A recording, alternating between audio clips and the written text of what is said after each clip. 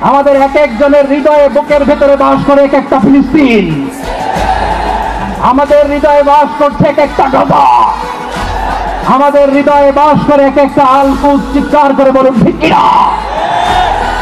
আমরা আজকে সংহতি প্রকাশ করব আমাদের মুসলিম ভাইদের উদ্দেশ্যে। এক আওয়াজে আমাদের কণ্ঠকে উচ্চকিত করে অতিথি থেকে শুরু করে অডিয়েন্সের সবাই আল্লাহু আকবার ধ্বনি দিয়ে সোহরাওয়ার্দী উদ্যানের এই ময়দানকে আমরা কাঁপাতে রাজি আছি না নাই?